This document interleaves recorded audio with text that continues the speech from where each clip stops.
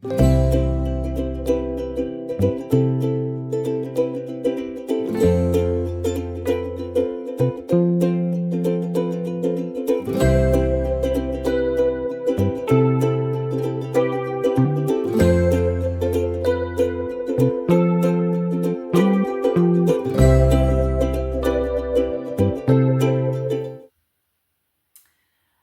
and welcome to my channel, Enjoy Watercolour Painting.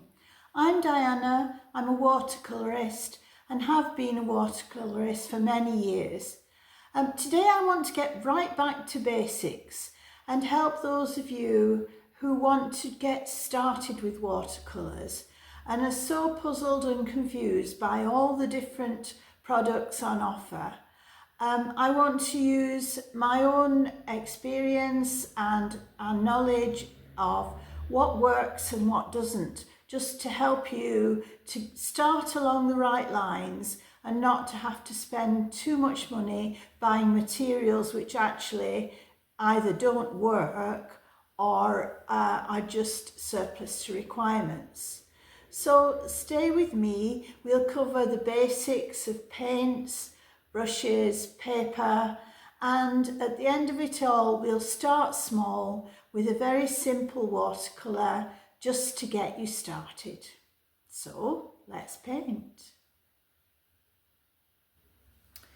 The materials I have arranged here on the table are in fact all the materials you would need to get started with a watercolour painting using the basic primary colours and a small selection of brushes and watercolour paper. So I'm going to cover each aspect in turn, starting off with the colours, the paints. I use Winsor & Newton. There are other brands which are equally as good, but I always use tubes and not the little pans, the little blocks of colour, because I find the tubes give you more opportunity to mix larger amounts and speed the process up. So I have 4 palettes here, as you see. I use white tiles, just ordinary tiles that you can buy in a DIY shop, and they work really well rather than the plastic palettes, which tend to be a bit restrictive. The thing about using the tiles as palettes is that you can stack them easily. I use an old CD rack, and also because watercolours can be reused, once the colours are on the palette I can reuse them, and watercolour is a very economical medium from that point of view. So I have the 4 palettes here, a yellow palette as you see, and the tube of yellow paint which I have here is Winsor & Newton transparent yellow, which is a lovely vibrant yellow. Then the red palette, and I have 2 different red shades on the palette. This one here, Permanent Rose, you can see the blob here, which is a pinky red, and then I have Scarlet Lake, which is an orangey red. The blue palette consists of French Ultramarine, which is a very soft pink blue in a way, warm blue actually, and Winsor Blue Green shade, which is more of an acidic greener blue, so is good for mixing greens. And then I have what we could only describe really as a neutral palette with Payne's Grey and Burnt Sienna. This combination will give me lots of browns and black. Notice of the 7 tubes that I have, there is no black, there is no white, and there are no greens, because in actual fact these 7 colours can be used to create all the colours of the rainbow. We can use Permanent Rose and Ultramarine Blue to give us a whole range of violets. We can use yellow and blues to create greens. We can use these two neutral colours to create black, beige, browns, a whole range of colours. And everything is here for you to get started. So moving on from the palette and the paints, we then come to brushes. And I have a small selection of brushes here. The most expensive brush you will buy is the mop brush. And this is a natural hairbrush. Now, I can't emphasize enough that a natural brush is going to be a big help to you and will be much easier to use than a synthetic mop brush.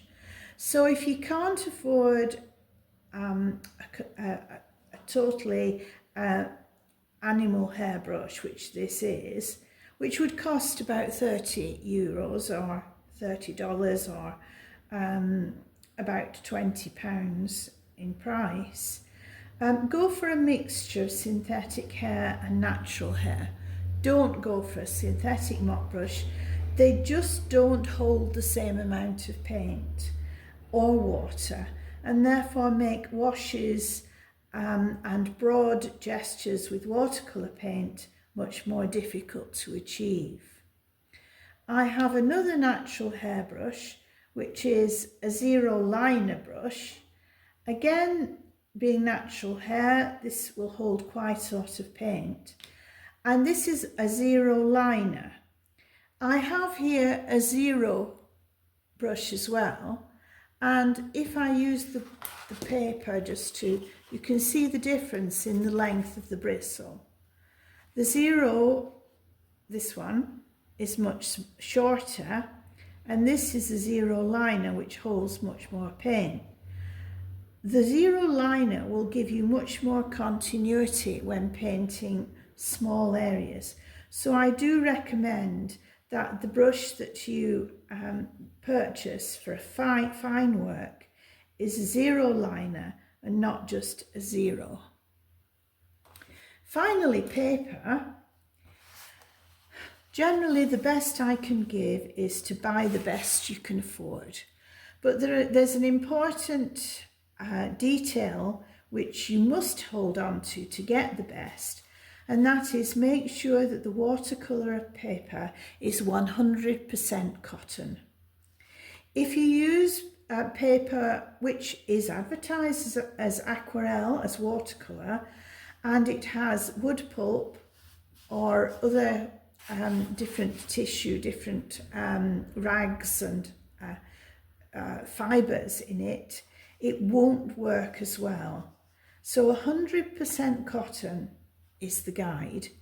And also the thickness of the paper needs to be 300 grams in thickness, which makes it quite robust. As you can see, it has a certain robustness about it.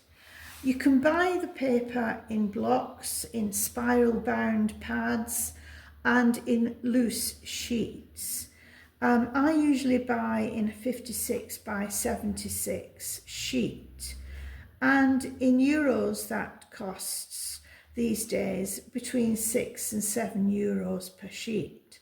But it does mean that you can cut it up into whatever size you need, so it's much more adaptable. You can buy blocks of paper which are glued on the edges, which they do say you can paint on and the paper won't distort when water is added. This isn't entirely true, it does still distort. But as you will see if you've watched some of my other videos, I often paint on paper which isn't stretched and isn't put onto a board, but we'll cover that point later. So there we have brushes, paper, paint. I also usually have a 2B pencil to do some basic pencil work and a very soft rubber. So these are the components we're going to work with, and this will get you started. It's not a major outlay. Some of the things like the brushes and the watercolour paper are more expensive, and the individual tubes of paint are also, and you can see you can buy different sizes. This is the largest size, this being the smallest, and then in the middle we have 14mm. This is true for many of the different brands of paint. The disadvantage to the smaller tube is that they dry out more quickly, but of course they're cheaper than buying a big tube. So if you're starting out, I would start out with the smaller size, and then when you find the colours that you are using more often, you can expand to a bigger size. That's the best I can give. But this is your basic starter kit. And this is what you would need. Don't go out and buy a great box, well, very expensive box of watercolour paints. And this advice is based, as I've said, on many years of painting in watercolours and always having to watch what I spend. So I hope this helps you. Now we're going to use some of these colours in a very simple, very basic, but I hope very beautiful and enjoyable subject to paint to get you started. So now we're going to use the materials that I described to you, or at least some of them, in this first example of how you would start with a simple watercolour. And I've chosen a very simple flower, this little hydrangea floret here, and I have two palettes. Here we have a dark green palette which consists of Payne's Grey and transparent yellow, and then I have Permanent Rose palette which will give me the lovely pink highlights of the flower. So I'm going to start with the centre, and I'm just going to add a half circle of green. And now I want to start the petals, so I'm going to take some of the green and take it out like this shape. The petals of the hydrangea are not heart-shaped, but shaped almost like a spade, really. I've just added 3 little lines of green. Now with my liner brush full of water, I'm just going to take the colour and wet the area in the shape of the petal, like so. Just moving the green a little, but leaving the edge of the petal almost clear, and then we can come back to the centre. I'll make it a little bit bigger, I think. You can just use the water to spread. Don't want to do anything else except just give us a wet area. Okay. Now I'm going to take the pink, the Permanent Rose, fill my liner brush, and this time I'm going to apply the pink to the very edge of the wet area.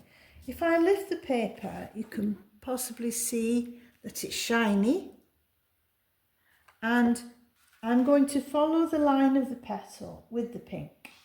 As soon as I touch the petal that is wet, the pink will run in. But if I touch the dry bit on the edge, it will give us a dry edge. So I'm just coming around like this and back. This side too.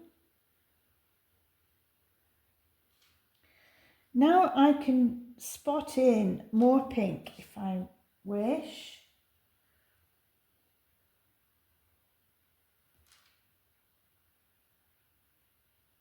And try not to be too instructive with the paint. Just put it in there and leave it. Let the water move it. Shape is not quite right, so I'm going to just take that out a little bit more. And this is what we can do. We can adjust it. Bring it round like this. Okay. Now we go on to the next petal, which is this one here. You're viewing it from a slightly different angle than me, but we'll get there. Again, the little dashes of green, just, now this is much slimmer petal, not the same as we had before. I'm just using clean water now to come to meet it like this and to get the shape, which is a long and a narrow petal. Come back down like this.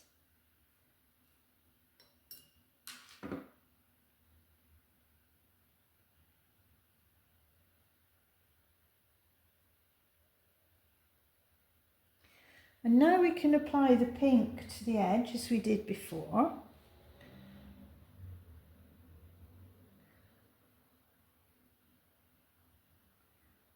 Chosen this subject because I think it's just a simple flower, but it's beautiful in its own way and possibly will help you to see how the water is used to spread the paint. The water will always give us a lovely effect. Then we leave it. You can just move it a little, but don't interfere with it too much. Then the other two petals, you see, there's this one here comes out on this side. So this is mostly pink, but we're going to go with the green first because I want to add a little bit more detail to the centre now as well. Some little blobby bits. And then we add the green in the same way. Just a little fork like that. Wash the brush.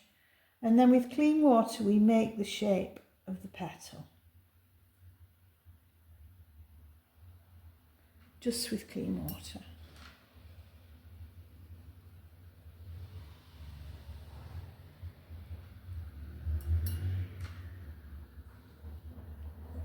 Come back to meet the colour. Don't worry about the green moving too much. We want the green near to the centre. And now I can go to my pink. And again, I can create the shape of the petal by just letting the pink run around the edge. This side as well.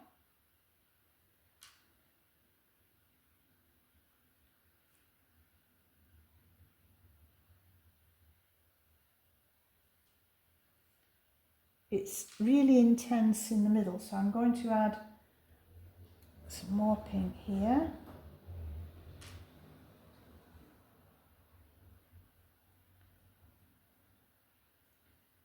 And it's okay to leave little areas without paint. The paint will move itself, just with a little help from the water.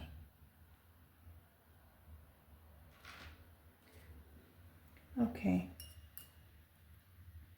The last petal is underneath these other two. As you see, it's just slightly bigger.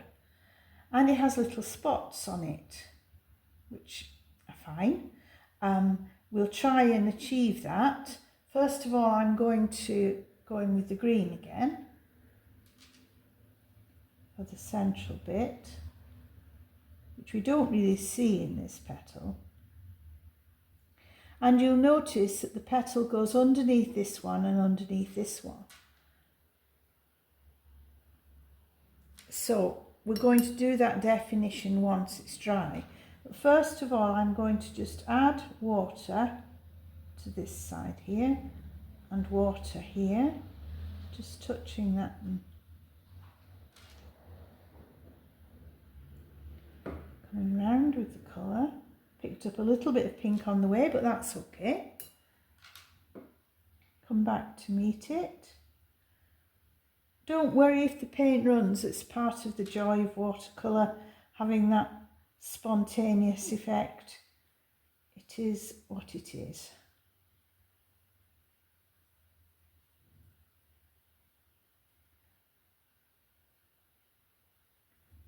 Okay, and this petal needs to come to about here. It's big.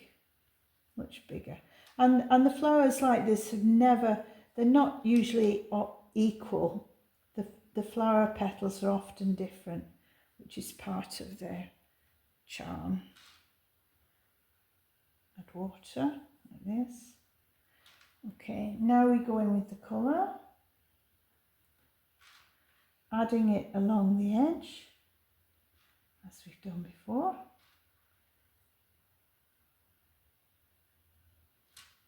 And because it's a really dark, we can add some red here.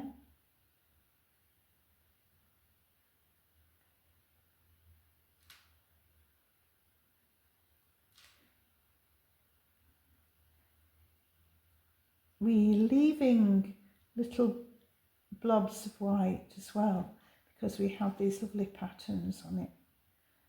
And at the moment, you see, we've kind of lost the edge here, but that's okay. We can get that back. Now we need to leave it to dry, and then we'll come back to it when everything is dry. Now my flower is dry, and I want to add the detail.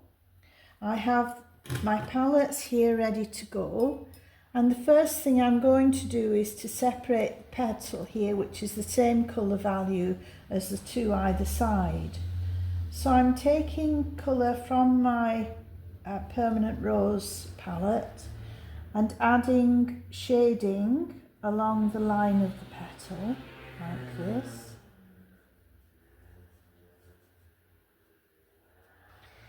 This immediately starts to lift this petal, and we can see how the petal is shaped.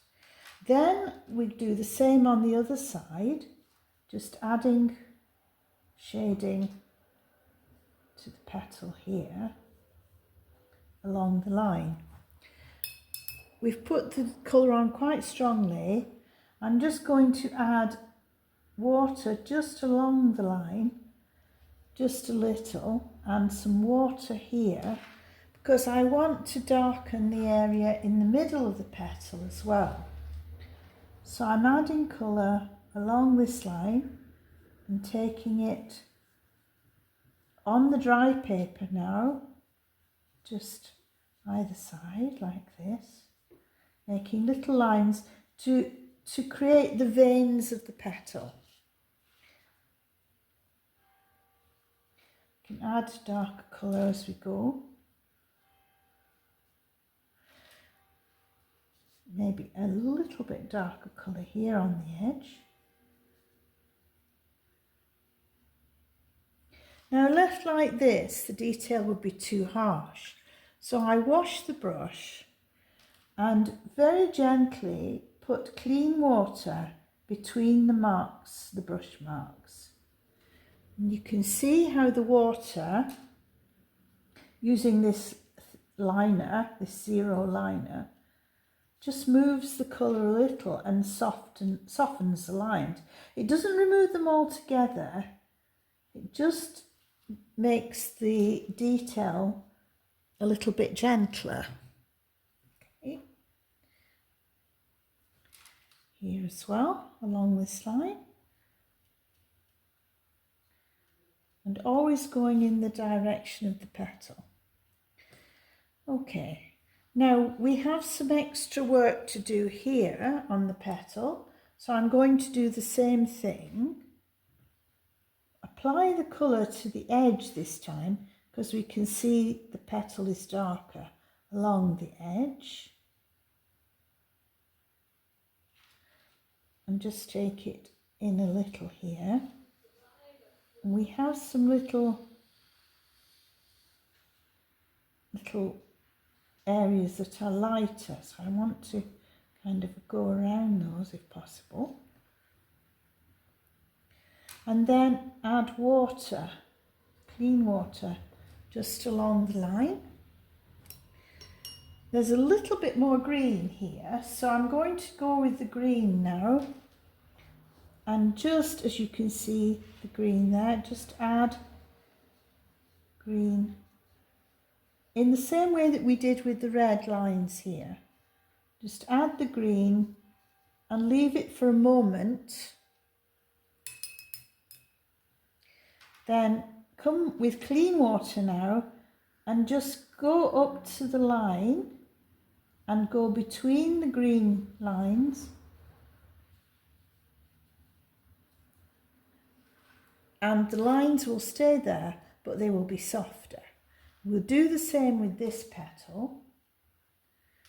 This time, because the petal is much paler, we can go in with the green first and take these lines down to the centre like this. One here as well. Working on the dry paper, wash the brush, clean water, apply clean water to the rest of the petal and between your lines just to soften it. If they still appear a little bit harsh, you can just touch them with the brush and they will start to blend. And if we want a little bit more shades of pink, now it's all wet, we can spot in some more pink along the edge. And here along this edge. This is a little watercolour picture, very much in detail, but it's a good place to start. And I'm reluctant to say it's simple because it does require care and observation, but it's a good exercise to get you started with watercolour, which is why I'm doing it today. More pink here now on this petal. And we leave the lighter areas. Now we have the flower, and you would think, oh well, it doesn't look equal because that petal's little, that petal's big. Well, that's how it is. We paint what we see. If you really wanted to make the flower stand out, then we could put the shaded areas in, which you can see I've done in this flower here with my Payne's Grey Indian Red palette, which is here just out of shot. But I would need to leave that and wait for it to dry before we applied the colour on the edge, where we see the shading from the light. You see the shadows there and there and there. We would apply those, but I have to wait for it to dry. So there we have our little flower, and using all the materials that I told you about in the first part of the video. I hope you enjoyed it and it's encouraged you to have a go. Now you can see we have our finished painting with the little flower on the right. I've added the shadows to make the flower look as if it's three-dimensional with the shadows that the petals cast. I hope you have a go at this little subject, and if you're happy with the result, why not give it to a friend as a special gift? It's a lovely way to start your watercolour journey, and I hope this video has inspired you to do just that. If you haven't done so already, please don't forget to like and subscribe and leave any comments or suggestions you may have as to what I should do in my next video in my channel Enjoy Watercolour Painting. For now, bye.